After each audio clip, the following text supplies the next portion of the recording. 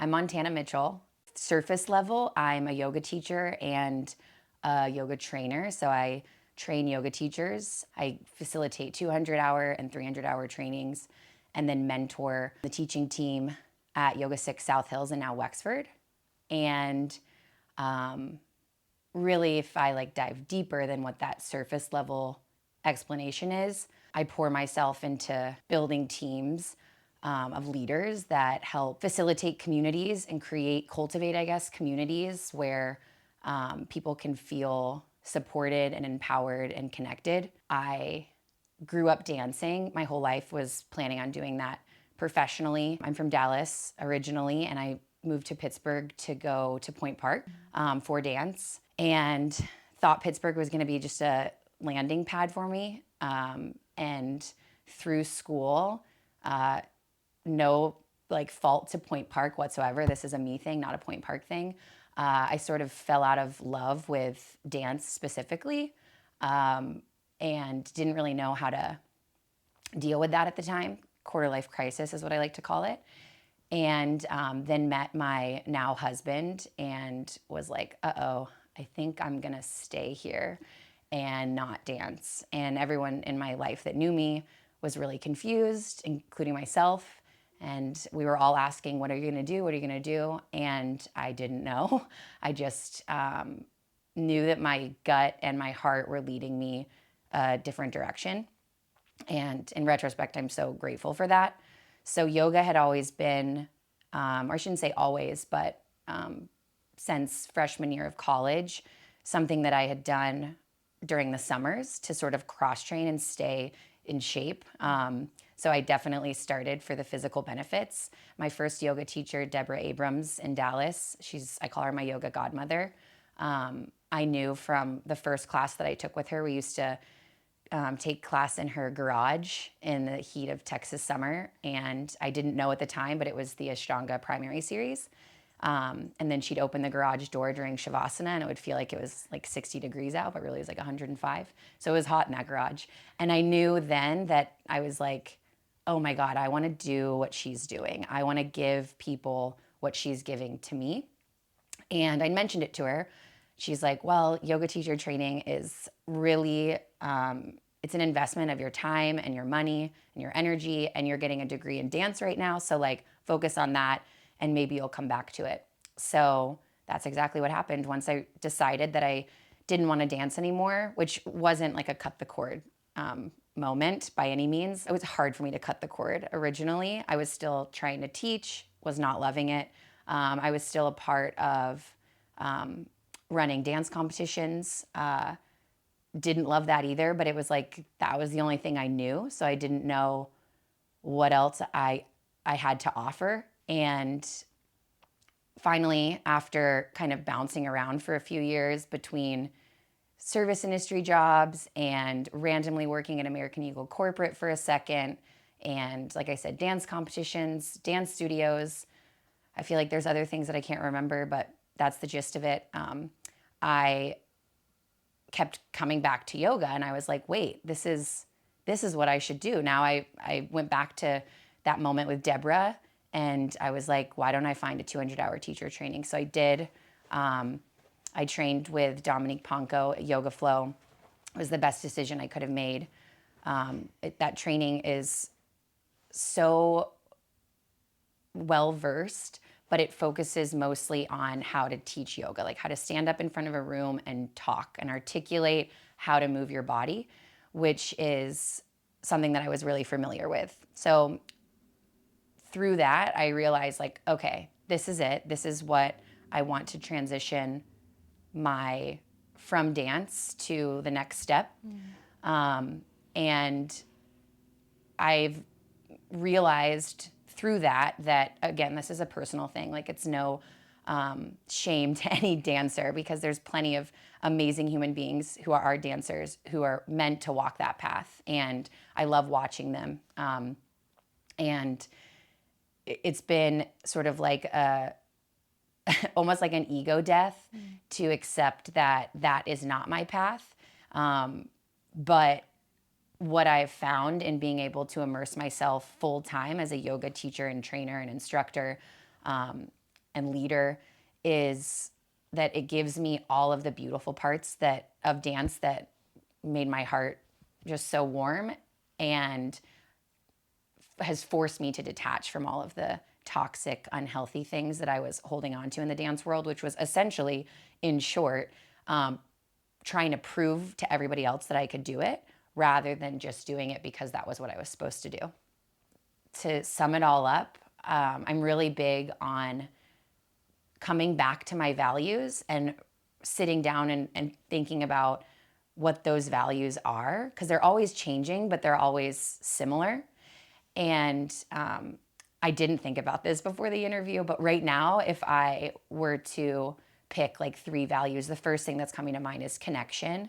One that is always on there, it interchanges, but like adventure / freedom, they're kind of similar, kind of different, and vitality. So that's what being able to do this full time, I'm so grateful I pinch myself that this is my job, and creating communities to build that connection, to foster that connection, to be really curious and step into something that's scary. Even though I've been teaching for years now, and I can't tell you how many classes I've taught, thousands, it still like gives me that little bit of like adrenaline burst to step in front of a room and be like, okay, we're starting this. And then once I get into it, it kind of like subsides.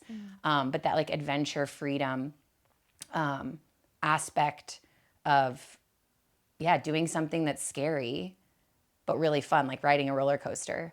And then vitality. So I'm really big on feeling alive, and even the mundane things in life, I'm incapable of letting them be mundane. Everything, for better or for worse, like has to have not necessarily meaning to it, but joy to it. I just love making everything fun. Whether that's like going to the grocery store or feeding my dogs or teaching yoga, traveling, meeting new people. I feel like all of those things blend together and essentially have been how I've created the life that I live now. So I want to bring us back to, you mentioned you had a feeling after doing yoga and you wanted to give that to other people. What was that feeling, and what do you want people to gain from your yoga classes? That's a great question. I love that. So this is kind of 2 answers. If I go back to when I first started taking yoga, and specifically just like the yoga practice, if I could go back to that moment and really sort of describe it, it was like an opportunity to really be reflective and to hold up a mirror. Like the teacher, Deborah, in a sense, like held up a mirror and invited me to see myself without trying to change anything. Whereas like in the dance world, again, for me personally, there are mirrors, right? Like when you're in a dance class, there's 9 times out of 10, if not 10 times out of 10, a mirror. And I didn't ever feel like, oh, I'm going to look at myself and not try to change it. It was always like, what could I be doing differently? What should I be doing differently? How should I look different? Whether that was like the actual like build of my body or the way that I was moving, whether it was a ballet class, which is obviously very classical and specific and traditional and ancient, not really, but pretty much. Or something, more contemporary, modern based, where I was like, how can I make myself look more unique? How can I be weirder? And to feel that sort of like opportunity to move and connect to myself through breath and movement without trying to change anything was really eye-opening. It also, I'm a goer by nature. I don't, again, for better or for worse, I'm constantly like on the move and seeking the next thing and eager to grow and expand. And yoga was like the only thing other than being in a dance class at that point where it really forced me, required me to like hone in on the present moment and just be here and be alive rather than focusing on like what's happening next. And that still reigns true. Less actually as a yoga student, but as a yoga teacher, I found that that's pretty much the only thing in life, if I'm being honest, where my brain is only thinking about what I'm doing in that moment. As a student, I can still like go other places mentally, which I'm sure is normal, and other people experience that as well. But as a teacher, like for those 60, 75, 90-minute classes, like I am hanging on every word that I'm saying. And I think that that's really important for me since I'm not, I have to like focus on being grounded. That doesn't necessarily come natural to me. And then the second part of that, which actually brings up collective move and flow. So one of my dear friends and mentors, Catherine Gignac, she was a yoga teacher in Pittsburgh, and after many years decided she didn't want to teach in a studio setting anymore. So she created her company, her business called The Retreat. So she works a corporate job and then does this on the side as her side hustle. And she, as she describes it, was just sort of getting bored with vinyasa yoga. And so she took elements from all of her teachers and all of the different modalities that she enjoys practicing and the different ways that she likes to move, and sort of blended this into something that she's now coined the term collective move and flow. Before, there wasn't a name to it. So I met her, I was doing my 300 hour, and in my 300 hour teacher training, we were asked to do a passion project. And so again, coming back to my values, I knew even through my 200 hour, I was like, I want to host yoga retreats because that combines all of my values like to the 10th degree. Connection, yeah, building community in like a short amount of time, which I found it's good both ways. But when you're like forced in a group of people for like all day long for a week, there's no other choice than to get to know each other. Adventure, obviously, travel, freedom, travel, and then vitality, just like feeling alive. So blending those things, I knew that's what I wanted to do for my passion project. And my facilitators for my 300 hour, amazing. Emily Porteran, she lives in Colorado, and Zach Armstrong, he lives in California. So this was a virtual program. Also just like have become really important mentors in my life. They said to me, it was Emily actually said, you know, like at the end of the training, I've given you everything that I can. So your next job is to find your next teacher. And so I had gone to Catherine's classes at the studios she taught at through college. And I had seen on Instagram that she hosted retreats. So her and I giggle at this all the time now. I sent her an Instagram message that was so long that Instagram was like, message is too long. And I had to like send it in a few, I think it was more than two. I think it was like 3 different messages. But in short, it was just like, hey, I see what you're doing. I want to do that too. Can we get together? Can I pick your brain? And she was just so, I don't even know the word to use, eager to support me. So we met for coffee, and she was just like, I'll show you everything. I'll tell you exactly how I do this. I don't have anything to hide. Like, you can do this. If you want to do this, you definitely can. And so that sort of like sparked the confidence that I needed to step up and do it. I feel like in life, I walk this like fine line, this balancing act of creativity versus structure. Naturally, I am not a very structured person, but over like in the past 10 years, I've watched myself really evolve and kind of like tilt a little more towards structure. But when it comes to business stuff, I'm like scheduling, like, oh, look at this dog. I guess he's still kind of on his place.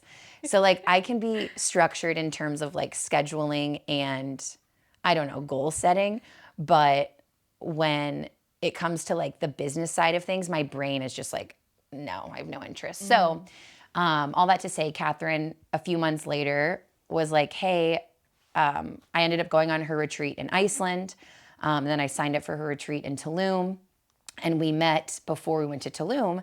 And she's like, you're going to host retreats. Do you want to do them together? And I was like, oh, yes, because she is a genius when it comes to all of it. So she's amazing at all the behind the scenes stuff. And also she is incredible at hosting the retreat herself and like being the face of it and offering the classes and building that community. So through going to her retreats, long-winded as always, the way that she teaches is so cathartic, and it was the first time in a while that I had felt that like same sensation or similar experience that I had with Deborah when I took my first yoga class, because I too can get bored with vinyasa yoga. I just get bored easily. Again, it has nothing to do with yoga. It's just me. I don't do anything for too long. And so I said to Catherine after my second retreat with her on that retreat in Tulum, hey, Denim, I was like, this is too good for only you to teach it. Like, one, you deserve to take it. You have to take it. Unfortunately, you can't take your own class, but can you train me? Can I teach this? And she was like, hell yeah, let's fucking do it. Yeah. And so I started teaching it at Yoga Flow. I did that for a little over a year, I want to say. Circling back to your question, like what is that feeling that I wanted to offer to others? In Tulum, John Summit was playing, and John Summit's like a top 3 favorite DJs for sure, artist. I love John Summit. He's also messaged me on Instagram twice, and I'm like, Matt, watch out. I'm just kidding. But he was playing at some, I don't know, beach club in Tulum at like 4 a.m. And I was like, I'm on a yoga retreat. This is not that time. Unfortunately, like I'm going to make the decision to not go out either until 4 a.m. or at 4. Like, no, that's not what I'm here for, Montana. So in a different setting, for sure, I would make it work. And in class that next morning, I was definitely a little bummed about it, but also not at all, because I was like, it's just not the time. In class the next morning, we were doing collective move and flow, and we were doing jump jacks to power. And I realized in that moment that I was getting the exact same feeling from this practice that I would have gotten if I were watching John Summit in the crowd. And last night I taught collective move and flow, and my best friend Vicky came, and we went to dinner after, and she said the same thing. She was like, she also loves going to see music, live music. Her husband is an aspiring DJ, so they're like really in that world. And she was like, I just remembered during class today that collective move and flow gives me the same feeling that I get at a show. And I was like, yep, yes it is. And that I don't know how to describe. She was saying you feel like you're floating. You feel like light. It's like when you get goosebumps and you're like, I'm sure everyone's been to a concert before where like you love the music, you love the crowd, and it's just like time stands still and you're just like blissfully in heaven on earth. And that's what collective move and flow does for me. And it also breaks up the really like the weekly yoga vinyasa classes that I'm teaching, because I just need variety in the way that I move and the way that I offer movement. And so collective move and flow, I've talked a lot about it, but I haven't really described it. So it's mostly vinyasa yoga. And then throughout there's what we call cathartic cardio. And basically what that is repetitive movement curated to a specific playlist and to specific songs. And the intention is to get energy, stagnant or stale energy, blocked energy that's been sitting in your body dormant, to sort of shake up. And then after that repetitive movement, we come back into a really intentional still space so that everything can sort of settle. So the analogies or the metaphors that I like to use is either like a martini shaker, like you shake everything up and then you let it settle and all the good bits come back to the bottom, and that's literally what you pour into the glass and have for a drink. Or like a snow globe, like you shake it up, and at first, like while you're shaking it, everything looks chaotic. You can't even really see what like the little structures are inside, and then you let it sit and it's like this beautiful snowfall until everything settles again. And it is just that, especially in my experience, when you allow yourself to really like let go of looking a certain way or caring about if you're doing it right or if it's weird, and you let yourself kind of just like jump off that cliff and dive in deep, and let go, it's like the most cathartic thing I've experienced. And it's one of my favorite ways to move. So I love being able to offer spaces that feel safe enough for people to be reflective and to see themselves and to feel what's happening in their body and notice what's happening in their mind in a really accepting, honest way, so that you can make the intentional choice to like hold on to what is serving you, or to be courageous and brave enough to be like, I'm going to let go of this because it's not helping me walk the path that I want to walk, or it's not allowing me to be open to what is coming next, which can be really scary. So yeah, that's what I feel like. It's obviously so much more than like physical movement and poses. It's empowerment and acceptance and an opportunity to also do it in a group with other people who are having their own experiences in their own way, but at the same time, like with the same intention of just like coming onto your mat and laying it all out and being weird and letting it go. So, yeah. So I want to bring this back to you. Right now, what is the reflection of yoga and that practice? Like, what are you reflecting on about yourself?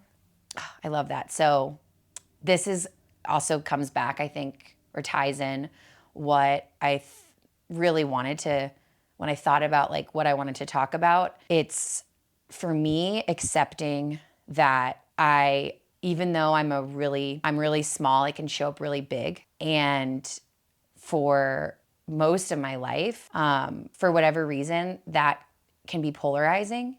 So some people are really accepting of it, either because I've noticed, either because they also show up really big, or because they let it inspire them to show up big because they haven't been. And then other people really don't like it and get offended by it. And so I think it's been a challenge for me throughout my whole life to recognize that as long as I'm showing up in a way that is authentic and honest, and the intention is always pure and never to like outshine or be egotistical or like be arrogant or conceited. If my intentions are to just be myself and to shine my inherent light that everyone else also has, then how people respond to it is a reflection of them and their responsibility, and not a reflection of me or my responsibility. And there's really nothing I can do to change anyone else. And so I think that's what yoga has let me accept, is that it's okay for me to show up in really big ways and to be really loud, whether that's with my voice or with my energy. And again, like even if someone is less than excited about that or offended by that, sometimes it shows up with people being intimidated, which I've had lots of people say to me, like, in retrospect, like, I was so intimidated by you. And I'm like, that's so silly, because I feel like I'm the most, like, my heart is like right here on my sleeve. I'm an open book, but I'm also Scorpio rising. So it's either, whether it's someone, like, what I'm trying to say is like someone feeling intimidated by that bigness or by that bright light, or people getting offended that they think, which people have said to me before, like, by showing up with this big bright light, I am not recognizing that there's darkness. And that's totally not true. It's like being able to carry two things at once. It's like everyone's life is hard. We all go through so much bullshit. That's a part of the human experience. And I'm not denying that, but I'm choosing to hold joy and hardship at the same time. And instead of like pretending like the darkness doesn't exist, I'm offering an alternative to that darkness. It really was during COVID where I like had time and was required to really see that this was affecting me and that I was dimming my light to try to make other people feel comfortable. Again, because whether they were nervous to shine their own light or claiming that like by being positive, it's like, what's the term? Like toxic positivity, which is a real thing for sure. But I was like, wait, that's not what I'm doing. And so, yeah, through that time, I was able to really recognize, to like really honor the fact that like, and to get honest with myself, that by shining my light and showing up in really big ways and being really loud and being really happy and really joyful doesn't mean that like I'm not also honoring that life's really hard and that we have to deal with things we don't want to, but I don't have to focus on those things. And I like to deal with those things in private so that I can show up in community in ways that allow people to remember that they can shine their own light too. And like, I believe that that's our way forward through all this craziness of life, because it's always been crazy and it's going to keep being crazy. I think it's sometimes I watch people, again, this is a reflection of myself and my responsibility, but I feel like I watch others sometimes claim that like right now is the craziest thing that's ever happened in life and we're living in a world that's crazy. And there's no denying that. But I'm like, hasn't it always been crazy? Like, don't my grandparents talk about it being crazy too? It's just crazy in different ways. And it's just right now. So it feels heavier than what we have experienced in the past or haven't experienced because we weren't even alive yet. I don't know if that even answered your question. It seems like you're good at processing what you need to and then moving on and leaving it. Yeah. Because that darkness never really leaves you, right? No. It just is a part of you and you can bring it to light. So what are you learning to love about yourself? So I'm learning to love my light. And even saying it feels uncomfortable because I, again, have to remind myself, like really go inward and ask myself, like, why do I feel the desire to shine so brightly? And like, is it to prove something like back when I was dancing? Or is it because it's what I'm here to do? It's my purpose. And I know that I'm not trying to prove anything. And especially it's like in a weird way in retrospect, it's like all those years of dancing were really an opportunity to learn the difference between what I'm here to do versus what I want everyone to think I'm here to do. And so I felt that before, and I know that this is not that. So I'm learning to remember that that's the truth of shining my light, and that the point is to inspire others to do the same. Like, I show up big because I want to support others in showing up really big. And I think that that's why I love mentoring yoga teachers, because helping teachers find their voice and utilize the structure. Again, it's like that balance of structure and creativity, utilizing the structure of teaching a class as like a blueprint, but then finding ways to like weave in their own heart and their own experiences and sharing it through the lens of their own life. Watching that is like the most rewarding thing I've ever done in my whole life. And I think it's a perfect like manifestation of and reminder that by shining my light and sharing my heart, I give other people permission to do the same. And also reminding myself that by shining my light, I'm not devaluing the darkness or pretending like it doesn't exist. It's instead, like I said, offering an alternative. And I think it goes back to like being reflective and recognizing that like if we don't share our light, then it is only going to be darkness. And so, yeah, I think like the reason why it's something that I'm learning to love is because I don't want to make anyone feel uncomfortable. And I don't want anyone to ever think that there's not enough room for all of us. When I think to like my best friends, I have lots of friends. I'm a social butterfly by nature. I love making new friends and meeting new people. I can't even go out to dinner with Matt without making new friends. Like, that's something that I'll say to him. I'm like, we're gonna go to dinner and we're not gonna look at our phones and we're not gonna make new friends. And every single time we end up making new friends. So like when I think about my core like handful of best friends, they're the people that are able to like hold my hand and walk side by side with me. Mm-hmm. And anytime someone allows themselves to feel like they're walking behind me, it's weird. I'm like, I'm not walking in front of you. We're walking together. We're walking side by side. And then same thing on the flip side. Like if someone ever tries to like make me feel like I'm walking behind them, I'm like, you're not walking in front of me. Why would anyone ever want to walk in front of another person? Like, let's hold hands and shine our unique lights together, and then recognize that that is how, I don't know if we're going to change the world, but we're at least going to make our experience of it better. And any time that I've like felt that like shift of no longer being side by side and in unity and in like a weird, for lack of a better word, like competition, I've always been like, okay, well, I think I'm just going to set that relationship aside then, because I'm not interested in competing with anyone, because we all show up with different gifts. And just like I said before, the difference between like proving something to someone versus doing what I'm destined to do, like everyone has their own destiny. And I think we're all walking different paths to the same endpoint. And if we remember that, if we know that we're all walking like parallel to one another and landing at the same destination, then like why would we ever feel intimidated by or less than or in competition with anybody? And even when someone is like at the next level per se, or their life is where I want to be, or they've done things that are goals of mine, I still don't feel ever like in competition with them. It's like it goes back to Catherine. I reached out to Catherine because I saw that she was doing what I want to do. I admired who I do. I admire who she is.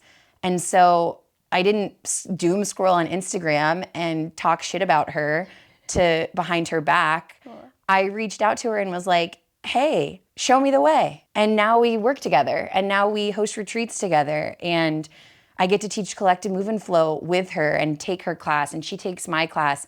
And that's just like a perfect example of, and it doesn't always work that way, right? Like sometimes we're human. There will be situations where you see someone and you're like I've done this too, where you're like, oh, I wish I had that. But I think I really am good at catching myself when and if that happens and realizing like, oh my gosh, wait, this is an opportunity. This is a door. Mm-hmm. And right now I'm just staring at the door with like a middle finger essentially. Why don't I just walk up to the door and open it? Duh.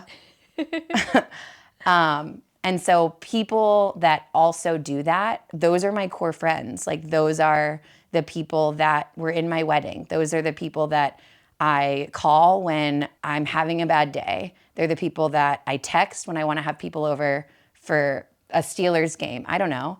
And some of them, and we are all so different, like that core group of friends. Like some of them I can be like, hey, I'm teaching collective move and flow tonight. Come. Others, I know they're never going to come to my yoga class, but it doesn't matter.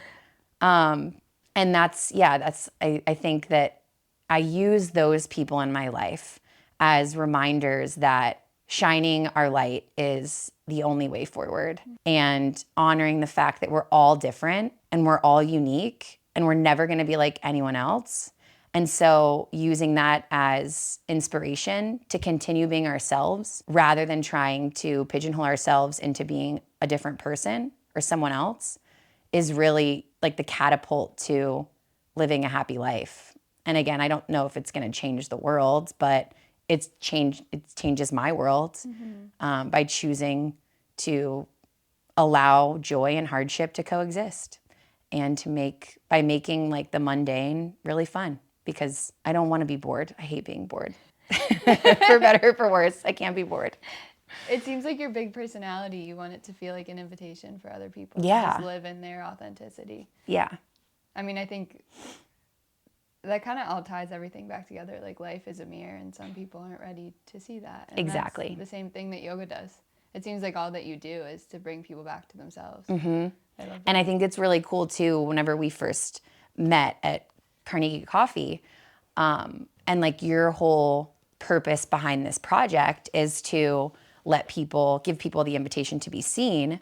I was like, oh my gosh, that's how I live my whole life. It's just an invitation to be seen and to accept yourself. Mm-hmm. And I think remembering too, I feel like sometimes people also, we live in 2025. social media is like the core of being alive right now, for better or for worse. It can be used in really beautiful ways and really toxic ways. But at the end of the day, it's always a highlight reel. Even whenever you're showing like, oh, look at the, like I follow a lot of running accounts and I love the post of like, this is what it really looks like to train for a marathon, right? And they like show the like nitty gritty, like waking up at 5 a.m., like being super sore, like puking, whatever. And even that is like a highlight reel of how hard they worked, right? Exactly. And that's okay. I have social media and it's all a highlight reel of my life. But I feel like sometimes people forget that like just because I'm a happy person that is driven to share my light doesn't mean I've had an easy life. And I don't think anyone's had an easy life. And it's easy to look at someone and be like, oh, it's so easy for them. Are you fucking kidding me? Like, no, it's not. Yeah. And in my experience, the people that choose joy in the midst of hardship are arguably the ones that have had it harder. Like, we don't have time to talk about my childhood, but it wasn't rainbows and butterflies. And I don't think anyone's was, and I don't fault anyone for it. I have an amazing family, and I'm really close with all of them. And from an outsider looking in, it's really broken.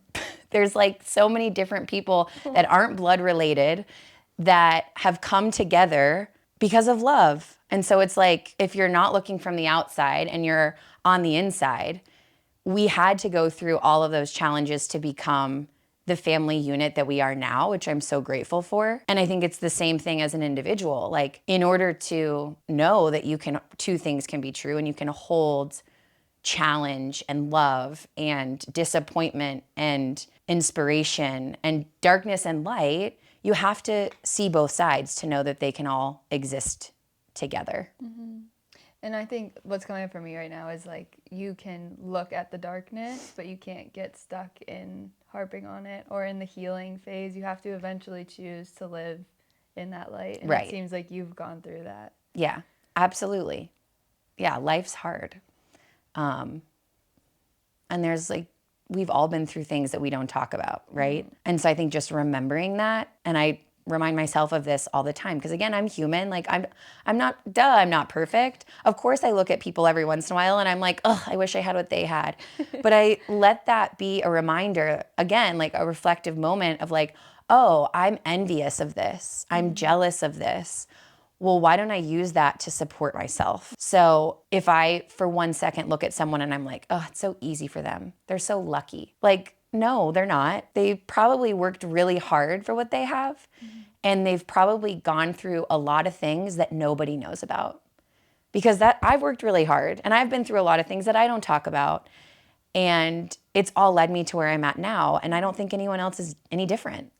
And that's like a beautiful reminder that even though we're all unique and we all have our very specific thumbprints, we're not all that different either. Yeah. You know? Mm-hmm. So that brings it back to like the connection piece. Mm-hmm. Okay, I'm going to ask the final question. What would you title this chapter of your life? And I knew this was a question. I really didn't think about it. See, creativity and structure, the balance between...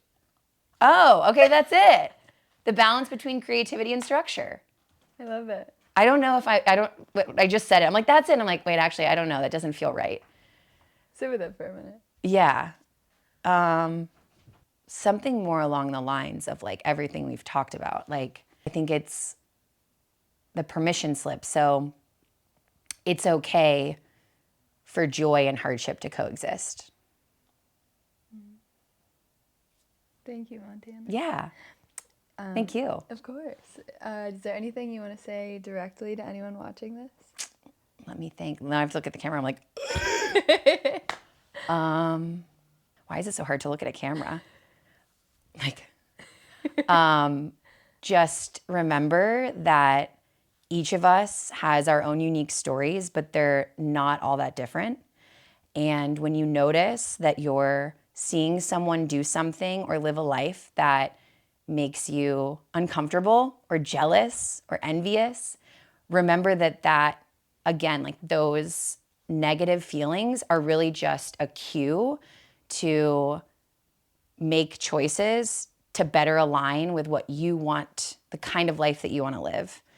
And instead of harping on seeing other people do things that you want to do, simply do the things that you want to do and use that as allow yourself to be an inspiration for others to shine their light and to live their lives and to walk the path that they were destined to walk without comparing yourself to that, but just using it for inspiration instead.